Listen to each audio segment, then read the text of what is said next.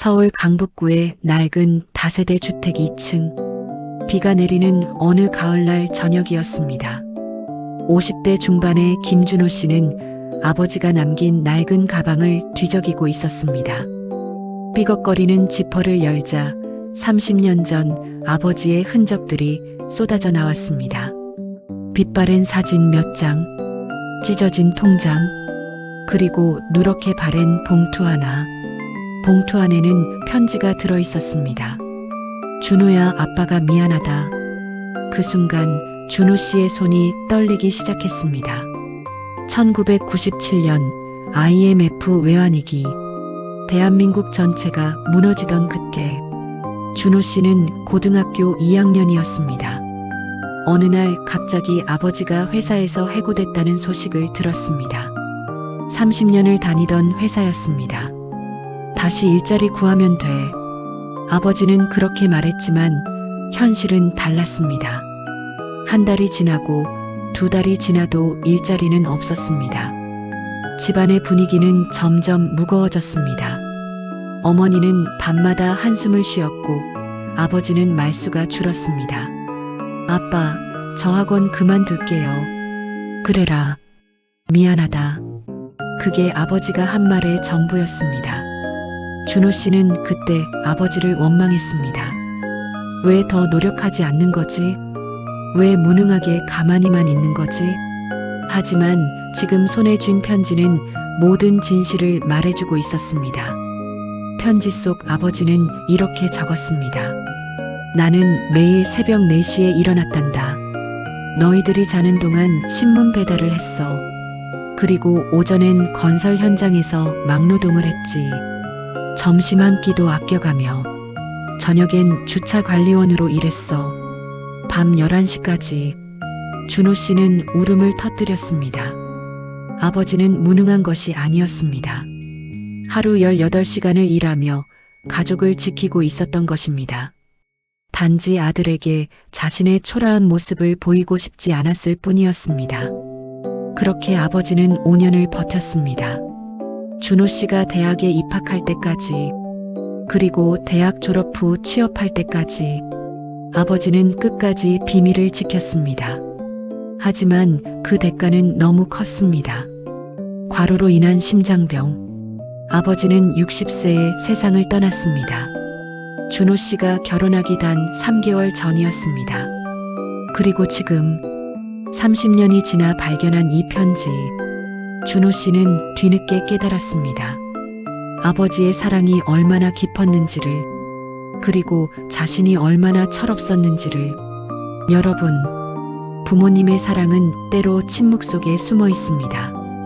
보이지 않는 곳에서 흐르는 눈물, 들리지 않는 곳에서 터지는 한숨. 그것이 바로 부모의 사랑입니다. 오늘은 김준호 씨가 30년 만에 발견한 아버지의 진실, 그 이야기를 들려드리겠습니다. 사연 시작하기 전에 구독과 좋아요 부탁드립니다. 1997년 11월 21일, 대한민국이 IMF의 구제금융을 신청한 날입니다. 그날 아침, 김준호 씨의 아버지 김영수 씨는 평소처럼 회사에 출근했습니다.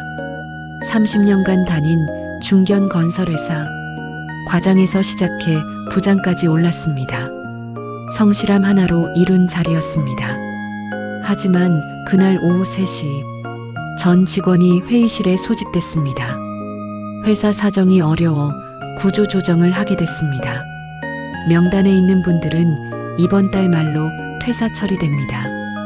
영수 씨의 이름이 호명됐습니다. 55세, 재취업하기엔 너무 늙었고 은퇴하기엔 너무 젊은 나이. 퇴직금은 고작 3천만 원. 집 대출금 2천만 원을 갚고 나면 남는 건 1천만 원 뿐이었습니다. 영수 씨는 그날 밤 집에 돌아왔습니다. 아내와 두 아들이 저녁을 먹고 있었습니다. 고등학생인 큰아들 준호, 중학생인 둘째 준서. 아빠 왔어? 준호가 무심히 인사했습니다. 응, 먹어라. 아빠는 안 드세요? 배불러서. 회사에서 먹었어. 거짓말이었습니다. 영수 씨는 점심도 굶었습니다. 그저 가족들 앞에서 태어난 척할 뿐이었습니다. 그날 밤 영수 씨는 아내에게만 사실을 털어놓았습니다. 회사에서 잘렸소. 아내는 눈물을 흘렸습니다. 하지만 영수 씨는 다짐했습니다. 아이들 앞에선 절대 약한 모습을 보이지 말자. 아빠는 언제나 강하다는 걸 보여주자. 그렇게 영수 씨의 이중 생활이 시작됐습니다. 낮에는 일자리를 찾아 헤맸고 밤에는 태어난 아버지를 연기했습니다. 하지만 1997년 대한민국 55세 남자를 받아주는 곳은 없었습니다. 면접을 보러 가면 이런 말만 돌아왔습니다. 나이가, 경력이 우리 회사랑 안 맞네요. 연락드리겠습니다. 한 달이 지났습니다. 저축한 돈이 바닥나기 시작했습니다. 영수 씨는 결심했습니다. 체면 따위 버리자. 무엇이든 하자. 새벽 4시, 영수 씨는 신문 배달을 시작했습니다. 자전거에 신문을 가득 싣고 강북 지역을 누볐습니다. 한겨울, 영하 10도의 추위. 손이 얼어 감각이 없었지만 멈출 수 없었습니다. 신문 한 부당 50원. 하루 200부를 돌리면 1만 원. 한 달이면 30만 원이었습니다. 오전 8시가 되면 집으로 돌아왔습니다. 아이들이 학교 가기 전, 아빠 어디 갔다 와요? 응, 아침 운동. 추운데 운동을 왜 해요? 건강해야지. 또다시 거짓말. 하지만 아이들을 지키기 위한 거짓말이었습니다. 오전 9시, 영수 씨는 건설 현장으로 향했습니다. 일용직 막노동, 벽돌을 나르고 시멘트를 섞었습니다. 20대 청년들도 힘들어하는 일. 하지만 영수 씨는 이를 악물고 버텼습니다. 하루 일당 5만 원, 한 달이면 150만 원, 신문 배달과 합쳐 180만 원.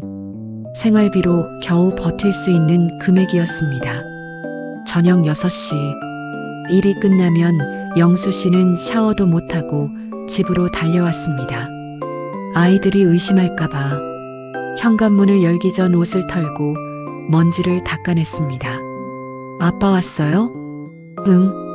오늘 회사 일이 좀 많았네. 힘드셨겠어요. 괜찮아. 영수 씨는 웃어 보였습니다.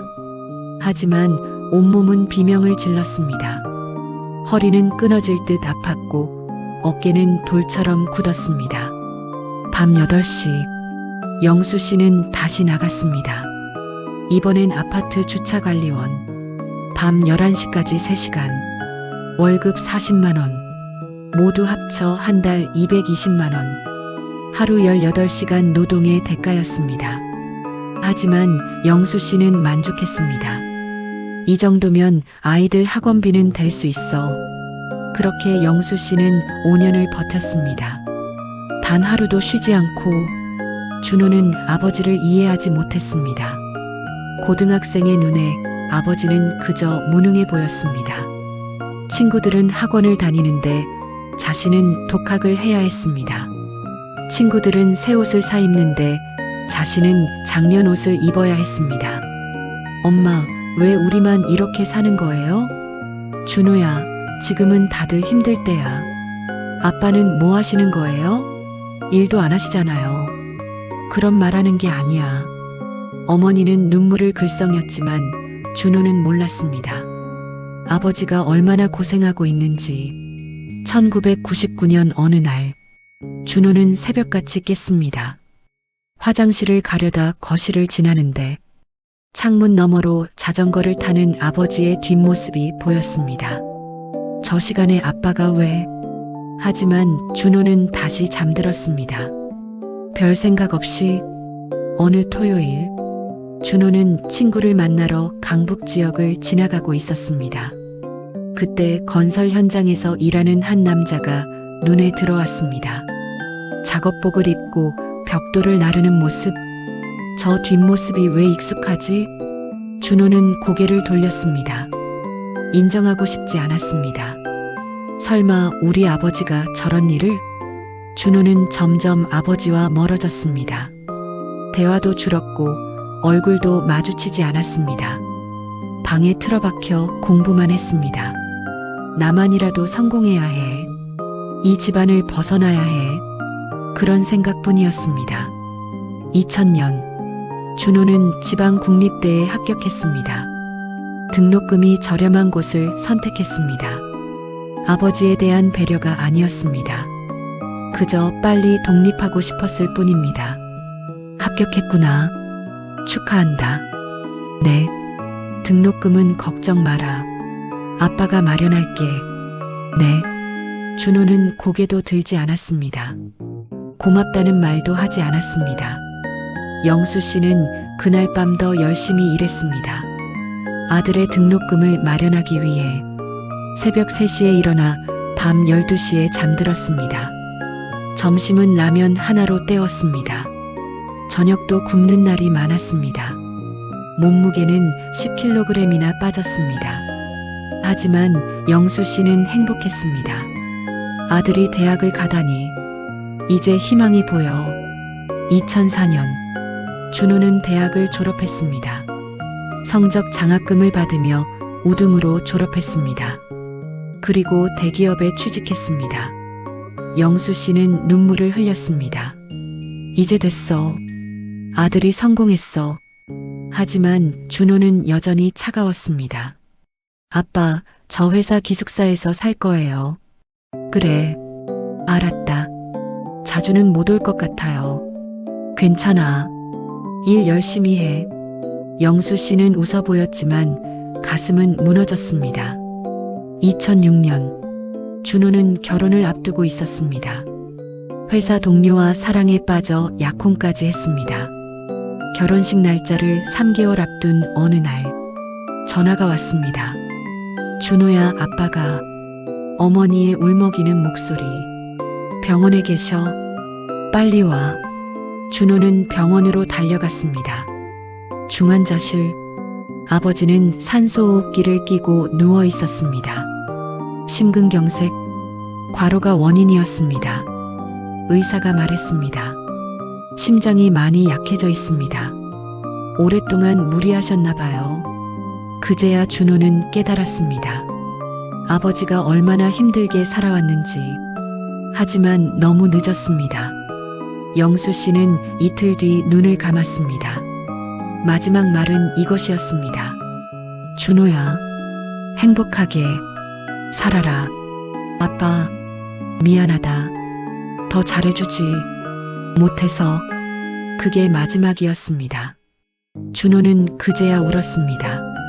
장례식장에서 3일 내내 울었습니다.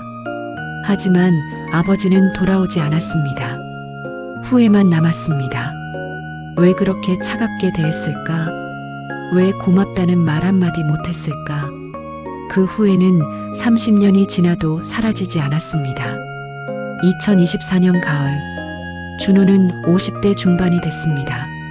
스스로도 아버지가 됐고 회사에서 임원까지 올랐습니다. 결혼 생활도 평탄했고 두 딸도 잘 자랐습니다.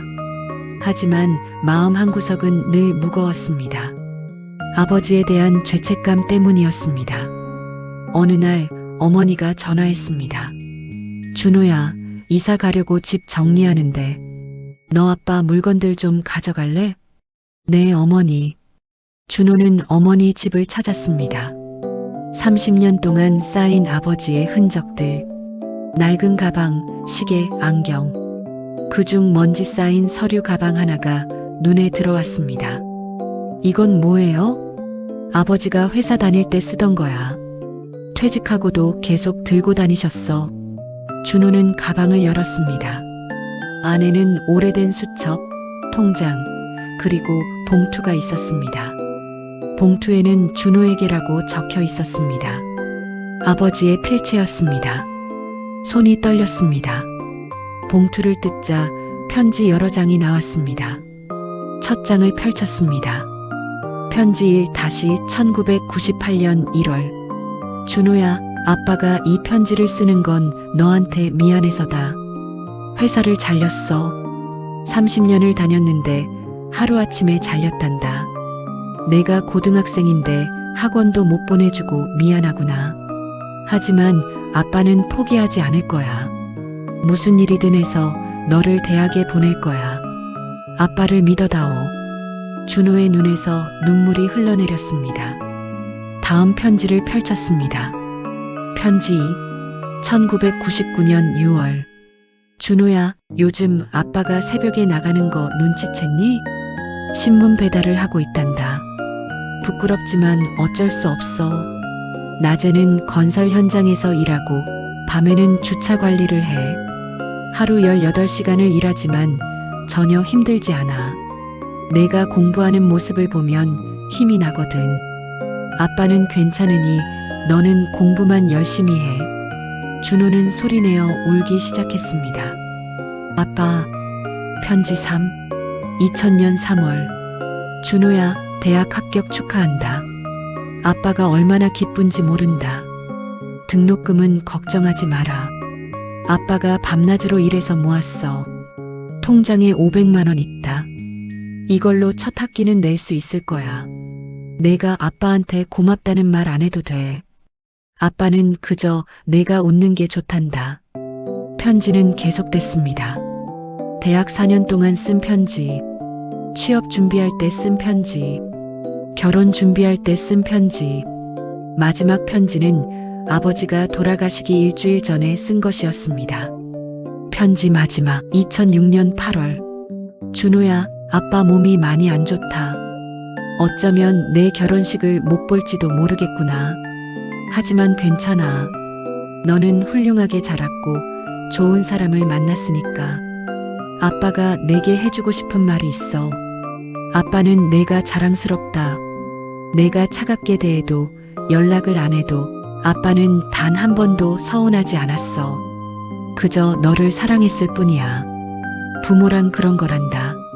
준호야, 행복하게 살아라. 그게 아빠가 바라는 전부야. 사랑한다, 아들아. 준호는 바닥에 주저앉았습니다. 편지를 꼭 쥐고 흐느꼈습니다. 아빠, 미안해요. 정말 미안해요. 어머니가 다가와 아들의 어깨를 감쌌습니다. 내 아버지는 마지막 순간까지 너를 자랑스러워 하셨어. 우리 아들 대기업 다닌다고 누구에게나 자랑하셨지. 저는 왜 그렇게 차갑게. 아버지는 이해하셨을 거야. 젊은 사람들은 다 그렇다고 하셨어. 준호는 아버지의 수첩도 펼쳤습니다. 거기엔 매일의 일정이 적혀 있었습니다. 새벽 4시 신문 배달, 오전 9시 건설 현장, 저녁 8시 주차 관리, 그리고 수입과 지출이 꼼꼼히 기록돼 있었습니다. 준호 학원비 30만 원, 준호 참고서 5만 원, 준호 등록금 250만 원, 모든 돈이 아들을 위해 쓰였습니다. 아버지 자신을 위한 지출은 단 한 건도 없었습니다. 준호는 깨달았습니다. 아버지의 사랑이 얼마나 컸는지, 자신이 얼마나 철없었는지, 그리고 얼마나 후회하게 될지. 그날 이후 준호의 삶이 바뀌었습니다. 아버지의 편지를 읽고 또 읽었습니다. 매일 밤 편지를 꺼내 읽으며 눈물을 흘렸습니다. 어떻게 이렇게까지 사랑할 수 있지? 나는 뭘 했지? 자책이 밀려왔습니다. 하지만 동시에 결심도 했습니다. 나는 내 아이들에게 다르게 하자. 아버지의 사랑을 전해주자. 준호에게는 두 딸이 있었습니다. 고등학생인 큰딸 지은이, 중학생인 둘째 지원이. 준호는 딸들을 불러 앉혔습니다. 지은아, 지원아, 아빠가 할아버지 이야기를 해줄게. 할아버지요? 응. 너희가 태어나기 전에 돌아가신 할아버지. 할아버지가 얼마나 대단한 분이셨는지 말이야. 준호는 아버지의 이야기를 들려줬습니다. IMF 시절의 이야기. 하루 18시간 일한 이야기. 아들을 위해 모든 걸 바친 이야기. 딸들은 눈물을 글썽이며 들었습니다. 아빠, 할아버지가 그렇게 고생하셨어요? 응. 그런데 아빠는 그걸 몰랐어. 아니, 알려고 하지 않았지. 그게 아빠의 가장 큰 후회야. 그럼 아빠는 할아버지한테 고맙다고 한 번도 안 하셨어요? 그래. 준호는 고개를 떨궜습니다. 지은이가 아버지를 안아줬습니다. 아빠, 할아버지는 아빠를 이해하셨을 거예요. 편지에도 그렇게 쓰셨잖아요. 준호는 딸에게 편지를 보여줬습니다. 아버지가 손수 쓴 편지. 30년 전의 사랑이 담긴 편지. 지은이와 지원이는 편지를 읽으며 울었습니다. 할아버지 정말 멋지시다. 그날 이후 준호는 변했습니다. 딸들과 더 많이 대화했습니다. 매일 저녁 함께 식사를 했습니다. 주말엔 함께 시간을 보냈습니다. 아빠, 오늘 학교에서 이런 일이 있었어요. 그래, 어떤 일? 친구가 저한테. 준호는 경청했습니다. 딸의 이야기를 하나도 놓치지 않으려 했습니다. 아버지가 자신에게 그랬듯이, 아니, 자신이 아버지에게 못했듯이. 준호는 또한 어머니를 더 자주 찾아뵀습니다. 한 달에 한 번이었던 방문을 일주일에 한 번으로 늘렸습니다. 어머니, 건강하세요? 그래, 괜찮다. 불편한 거 있으시면 언제든 말씀하세요. 알았어. 효자 됐네. 어머니는 웃었습니다. 하지만 준호는 알았습니다. 이건 효도가 아니라 속죄라는 것을, 아버지에게 못했던 일들을 어머니에게 하는 것뿐이라는 것을. 2024년 11월 아버지 기일이 다가왔습니다. 18주기. 준호는 가족들과 함께 아버지 산소를 찾았습니다. 아내와 두 딸, 그리고 어머니 모두 함께 절을 올렸습니다. 준호는 아버지의 묘비 앞에 무릎을 꿇었습니다. 아버지, 준호입니다. 늦었지만 이제야 알았어요. 아버지가 얼마나 절 사랑하셨는지, 얼마나 고생하셨는지. 저는 정말 철없었습니다. 미안합니다, 아버지. 그리고 고맙습니다. 저를 여기까지 키워주셔서, 포기하지 않으셔서, 사랑해주셔서. 아버지 덕분에 저는 행복합니다. 이제 저도 아버지처럼 살겠습니다. 제 아이들을 아버지가 저를 사랑하신 것처럼 사랑하겠습니다. 지켜봐 주세요, 아버지. 준호는 눈물을 흘렸습니다. 딸들도 함께 울었습니다. 바람이 불어왔습니다. 마치 아버지가 대답하는 것 같았습니다. 그래, 아들아. 잘하고 있다. 이제야 아빠 마음을 알아주는구나. 고맙다, 준호야. 돌아오는 길. 지은이가 물었습니다. 아빠, 할아버지는 지금 어디 계실까요? 준호는 하늘을 올려다봤습니다. 하늘에서 우리를 지켜보고 계실 거야. 행복하실까요? 그럼. 할아버지는 늘 우리가 행복하길 바라셨으니까. 그날 이후 준호는 결심했습니다. 아버지의 이야기를 더 많은 사람에게 전하기로. 특히 자신과 같은 중년들에게. 부모님이 살아계실 때 후회하지 마세요. 그런 메시지를 전하고 싶었습니다. 준호는 블로그를 시작했습니다. 아버지의 편지를 공유했습니다. 물론 개인정보는 지우고. 반응은 뜨거웠습니다. 댓글들입니다. 저도 아버지에게 똑같이 했네요. 후회됩니다. 부모님 살아계실 때 잘해드려야겠어요. 눈물이 멈추지 않습니다. 당장 부모님께 전화드려야겠어요. 수백 개의 댓글이 달렸습니다. 모두 비슷한 후회를 하고 있었습니다. 준호는 깨달았습니다. 나만 그런 게 아니구나. 많은 사람들이 같은 후회를 하고 있구나. 준호는 한 걸음 더 나아갔습니다. 회사에서 효도 휴가 제도를 제안했습니다. 직원들이 부모님과 시간을 보낼 수 있도록 1년에 한 번 3일간의 유급휴가. 처음엔 반대도 있었습니다. 업무에 지장이 있지 않을까요? 하지만 준호는 설득했습니다. 부모님은 기다려주지 않습니다. 우리가 준비됐을 때가 아니라 부모님이 계실 때 해야 합니다. 나중엔 후회만 남습니다. 저처럼요. 결국 제도가 도입됐습니다. 많은 직원들이 감사해했습니다. 특히 30대, 40대 직원들. 부장님 덕분에 어머니와 여행 다녀왔습니다. 아버지랑 처음으로 깊은 대화를 나눴어요. 정말 감사합니다. 준호는 뿌듯했습니다. 이게 아버지가 바라시던 거겠지. 사랑이 이어지는 것. 2025년 설날, 준호는 가족 모임을 주최했습니다. 형제들과 조카들, 그리고 어머니, 모두 함께 모였습니다. 준호는 아버지의 편지를 공유했습니다. 동생 준석도 읽었습니다. 조카들도 읽었습니다. 모두 눈물을 흘렸습니다. 형, 나도 몰랐어. 아버지가 그렇게 고생하셨는지. 나도 최근에야 알았어. 우리 정말 철없었지? 그래. 하지만 이제라도 알았으니 다행이야. 형제들은 다짐했습니다. 어머니를 더 잘 모시기로. 한 달에 한 번씩 돌아가며 모시기로.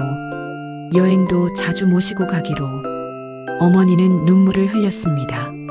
너희 아버지가 보면 좋아하실 거야. 조카들도 변했습니다. 할머니에게 더 자주 전화했습니다. 주말엔 할머니 댁을 찾았습니다. 할머니, 오늘 뭐 드시고 싶으세요? 그냥 너희 얼굴 보는 게 좋단다. 저희가 자주 올게요. 고맙구나. 준호는 행복했습니다. 아버지의 사랑이 세대를 거쳐 이어지고 있었습니다. 비록 아버지는 안 계시지만 아버지의 정신은 살아 있었습니다. 준호는 매일 밤 아버지의 사진을 봤습니다. 그리고 다짐했습니다. 아버지, 제가 아버지의 사랑을 이어가겠습니다. 후회 없이 살겠습니다. 딸들에게, 어머니에게, 그리고 주변 사람들에게 사랑을 베풀며 살겠습니다. 어느 날 저녁, 지은이가 물었습니다. 아빠, 저도 나중에 부모님한테 이렇게 할까요? 준호는 웃었습니다. 아니, 너는 달라. 너는 지금부터 부모를 사랑하고 있잖아. 그게 가장 중요한 거야. 그럼 아빠도 후회 안 하시겠네요? 그래. 아빠는 이제 후회 없어. 너희가 있으니까. 지은이는 아버지를 안아줬습니다. 아빠 사랑해요. 나도 사랑해, 딸. 그 순간 준호는 느꼈습니다. 아버지의 마음을, 자식을 사랑하는 부모의 마음을, 그리고 그 사랑이 얼마나 깊은지를 이제야 완전히 이해했습니다. 30년이 걸렸지만 준호의 이야기는 입소문을 탔습니다. 블로그에서 시작된 이야기가 SNS로 퍼졌습니다. 수십만 명이 공유했습니다. 수백만 명이 읽었습니다. 많은 사람들이 댓글을 남겼습니다. 저도 오늘 부모님께 전화드렸습니다. 30년 만에 아버지와 식사했어요. 어머니 손을 잡았더니 우셨습니다. 어느 방송국에서 연락이 왔습니다. 다큐멘터리를 만들고 싶다고. 준호는 고민했습니다. 이건 너무 사적인 이야기인데. 하지만 어머니가 말했습니다. 준호야, 해라. 내 아버지도 기뻐하실 거야. 많은 사람들이 후회하지 않도록. 그게 내 아버지가 바라던 거야. 준호는 출연을 결정했습니다. 다큐멘터리가 방영됐습니다. 시청률은 예상을 뛰어넘었습니다. 특히 50대 이상에서 압도적이었습니다. 방송 후 준호에게 수많은 연락이 왔습니다. 시청자 반응입니다. 한 60대 남성이 편지를 보냈습니다. 저도 아들에게 미안합니다. IMF 때 회사를 잃고 방황했습니다. 아들이 저를 원망하는 걸 알았습니다. 하지만 설명하지 못했습니다. 자존심 때문이었습니다. 당신의 아버지 이야기를 보고 용기를 냈습니다. 어제 아들에게 전화해 모든 걸 털어놨습니다. 아들이 울었습니다. 그리고 말했습니다. 아빠, 몰라서 미안해요. 30년 만에 화해했습니다. 고맙습니다. 한 40대 여성도 연락했습니다. 저는 어머니와 10년 동안 연락을 끊고 지냈습니다. 사소한 다툼 때문이었습니다. 당신의 이야기를 보고 어머니를 찾아뵀습니다. 어머니는 치매에 걸려 계셨습니다. 저를 알아보지 못하셨습니다. 너무 늦었습니다. 하지만 이제라도 곁에 있으려 합니다. 당신 이야기가 저를 깨웠습니다. 준호는 이 이야기들을 읽으며 울었습니다. 아버지의 사랑이 이렇게 많은 사람을 움직이고 있어요. 준호는 강연도 시작했습니다.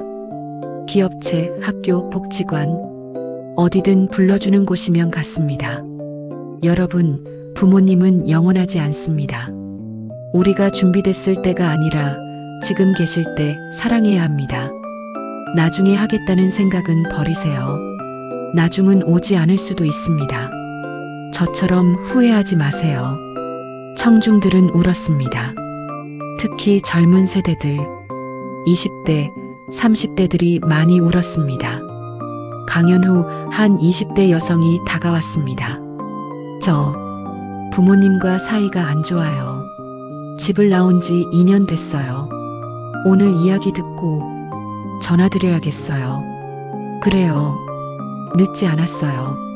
지금 하세요. 그 여성은 그 자리에서 전화했습니다. 엄마, 나야. 보고 싶어. 수화기 너머로 어머니의 울음소리가 들렸습니다. 준호도 같이 울었습니다. 또 하나의 가족이 회복되는 순간이었습니다. 준호의 활동은 계속됐습니다. 효도 장려 캠페인을 시작했습니다. 기업들과 협력해 효도 휴가 제도를 확산시켰습니다. 정부에도 제안했습니다. 부모님과 함께하는 시간을 법으로 보장해 주세요. 점점 많은 기업이 동참했습니다. LG, 삼성, 현대, 대기업들이 효도 휴가를 도입했습니다. 중소기업들도 따라왔습니다. 통계가 변하기 시작했습니다. 부모님과의 연락 빈도가 증가했습니다. 효도 관광 상품이 인기를 끌었습니다. 요양원 방문객이 늘었습니다.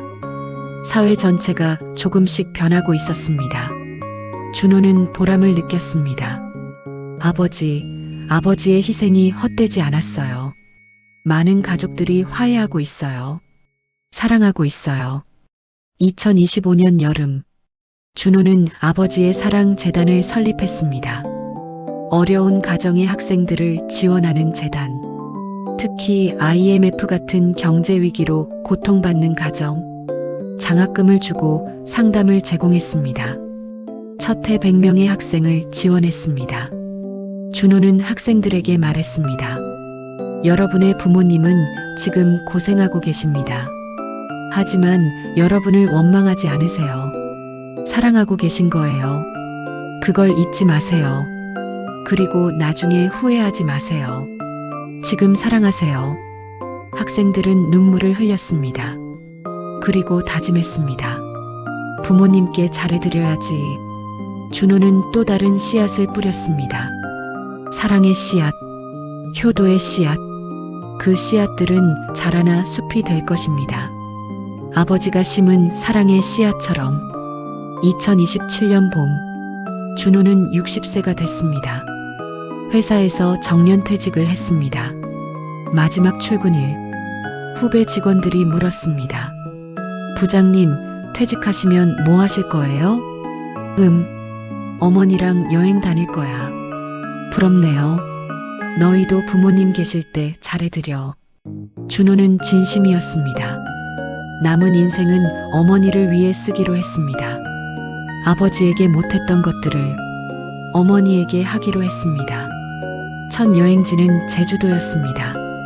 어머니가 평생 가보고 싶어 하시던 곳. 어머니, 제주도 가요. 괜찮겠니? 바쁠 텐데. 이제 시간 많아요. 가요. 제주도에서 일주일을 보냈습니다. 바다를 보고 맛있는 음식을 먹고 함께 웃었습니다.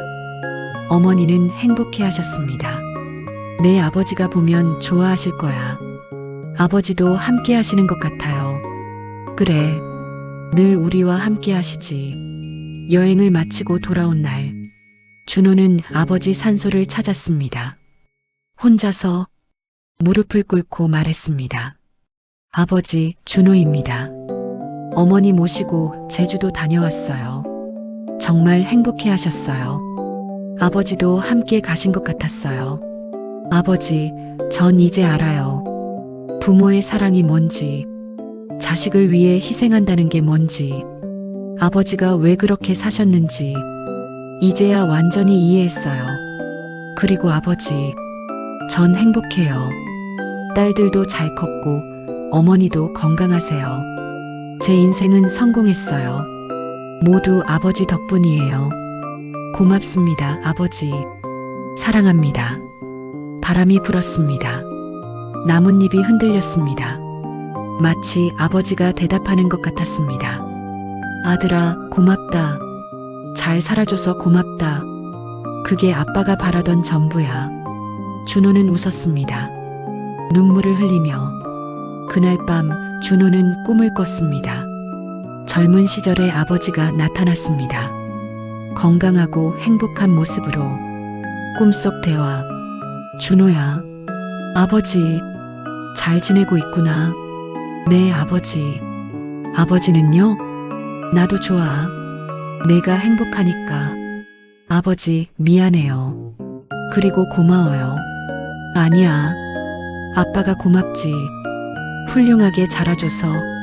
아버지, 준호야, 이제 그만 울어도 돼. 아빠는 행복했어. 너를 키운 게 아빠 인생 최고의 선택이었어. 아버지, 사랑해요. 나도 사랑한다, 아들아. 꿈에서 깨어난 준호는 미소 지었습니다. 더 이상 눈물이 나지 않았습니다. 평화로웠습니다. 아버지와 화해한 기분이었습니다. 30년 만에 그날 이후 준호는 더욱 열심히 살았습니다. 재단 활동을 확대했습니다. 강연을 계속했습니다. 어머니를 더 자주 찾아뵀습니다. 딸들과 더 많은 시간을 보냈습니다. 후회 없이 매 순간 최선을 다해. 어느 날 지은이가 말했습니다. 아빠, 저도 나중에 재단 일 도와도 돼요? 물론이지. 그럼 할아버지도 기뻐하실 거야. 할아버지의 사랑을 이어가는 거네요. 그래, 우리 가족의 유산이야. 마무리입니다. 여러분, 부모의 사랑은 위대합니다. 때로는 침묵 속에, 때로는 희생 속에 숨어 있습니다. 하지만 그 사랑은 영원합니다. 시간이 지나도, 세대가 바뀌어도 계속 이어집니다. 김준호 씨는 30년 만에 깨달았습니다. 아버지의 사랑을. 하지만 여러분은 지금 깨달으십시오. 늦지 않게, 후회하지 않게, 오늘, 지금 이 순간 부모님께 전화하십시오. 말하십시오. 사랑합니다. 고맙습니다. 그 한마디가 부모님의 평생 소원입니다. 그리고 여러분의 미래를 바꿀 것입니다. 후회 없는 삶을, 사랑으로 가득한 삶을 살 수 있게 해줄 것입니다. 아버지의 마지막 선물, 그것은 바로 사랑이었습니다. 영원한 사랑.